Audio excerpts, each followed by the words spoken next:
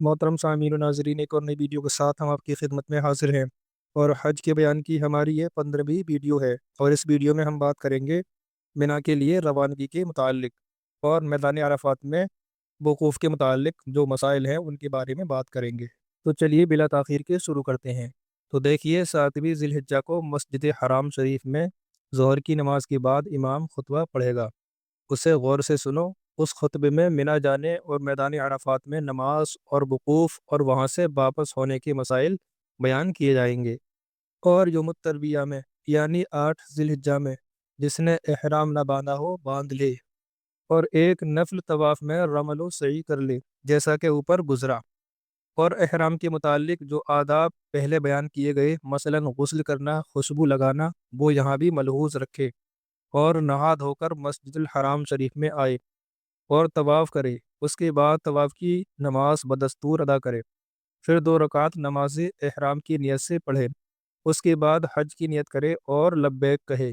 اور جب آفتاب نکل آئے منا کو چلو، اگر آفتاب نکلنے سے پہلے ہی چلا گیا جب بھی جائز ہے، مگر بعد میں بہتر ہے، اور زوال کے بعد بھی جا سکتا ہے، مگر ظہر کی نماز منا میں پڑھے، اور ہو سکے تو پیدل جائے کہ جب تک مکہ معظمہ پلٹ کر آئے گا ہر قدم پر 7 کروڑ نیکیاں لکھی جائیں گی۔ یہ نیکیاں تخمیناً 78 خرب 40 ارب آتی ہیں، اور اللہ کا فضل اس نبی کے صدقے میں اس امت پر بے شمار ہے۔ راستے بھر لبیک اور دعا درود شریف پڑھتے چلو۔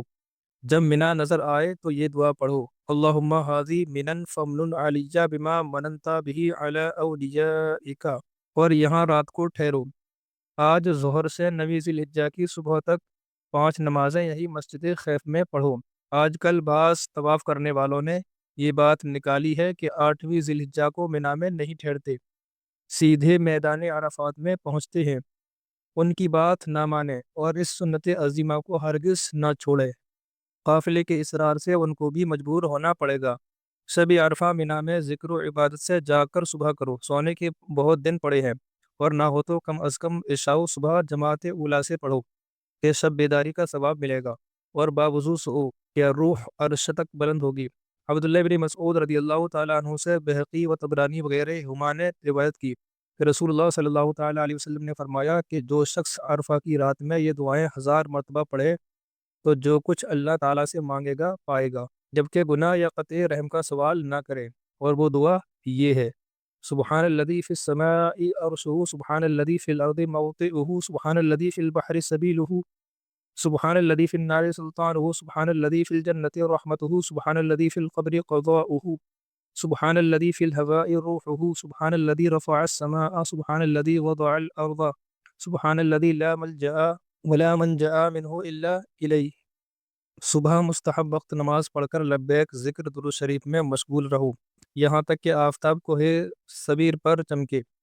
اب عرفات کو چلو، دل کو خیال غیر سے پاک کرنے میں کوشش کرو کہ آج وہ دن ہے کہ کچھ کا حج قبول کریں گے اور کچھ کو ان کے صدقے میں بخش دیں گے۔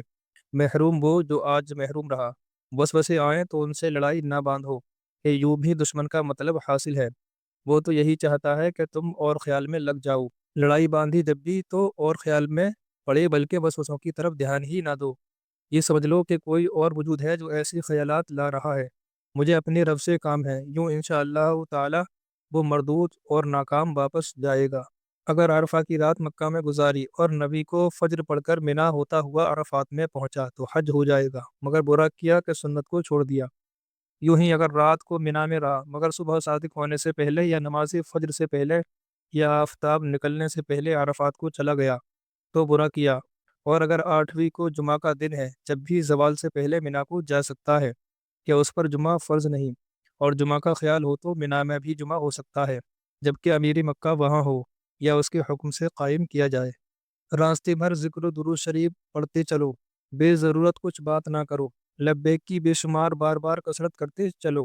جب نگاہ جبل رحمت پر پڑے ان امور میں اور زیادہ کوشش کرو کہ انشاءاللہ تعالی وقت قبول ہے۔ عرفات میں اس پہاڑ کے پاس یا جہاں جگہ ملے شارع عام سے بچ کر اترو۔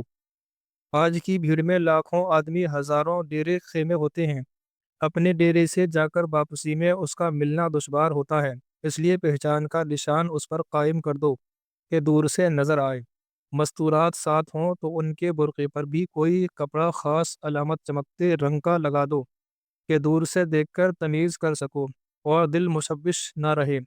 دوپہر تک زیادہ وقت اللہ تعالیٰ کے حضور زاری اور خالص نیت سے حسب طاقت صدقہ و خیرات، ذکر و لبیک، درود و دعا، استغفار و کلمہ توحید میں مشغول رہے۔ حدیث شریف میں ہے کہ نبی کریم صلی اللہ تعالیٰ علیہ وسلم فرماتے ہیں، سب میں بہتر وہ چیز جو آج کے دن میں نے اور مجھ سے پہلے انبیاء نے کہی یہ ہے، لا الہ الا اللہ وحدہ لا شریک لہ لہ الملک و لہ الحمد یحیی و یمیت وہو حی لا یموت بیدہ الخیر وہو علی کل شیء قدیر۔ دوپہر سے پہلے کھانے پینے وغیرہ ضروریات سے فارغ ہو لو کہ دل کسی طرف نہ لگا رہے۔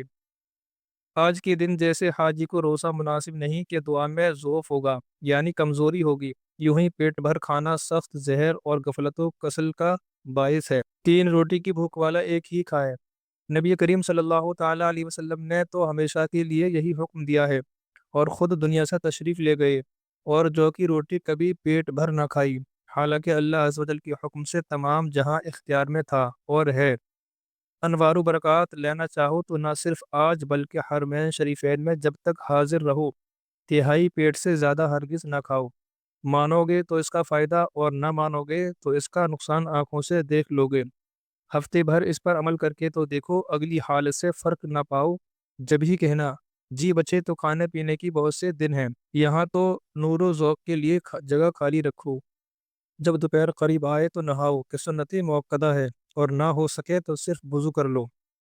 امید ہے کہ بات سمجھ میں آ گئی ہوگی۔ اگر ہماری بات سمجھ میں آ گئی ہے تو ویڈیو کو زیادہ سے زیادہ شیئر کر دیں اور چینل کو سبسکرائب کر لیں تاکہ آپ کو اسی طرح کے مزید مسائل سیکھنے کو ملتے رہیں۔ اگلی ویڈیو میں ہم بات کریں گے عرفات میں ظہر و عصر کی نماز کے بارے میں اور میدان عرفات کے ٹھہرنے کے بارے میں۔ آج کی ویڈیو میں صرف اتنا ہی، پھر ملتے ہیں اگلی ویڈیو میں۔ اللہ حافظ۔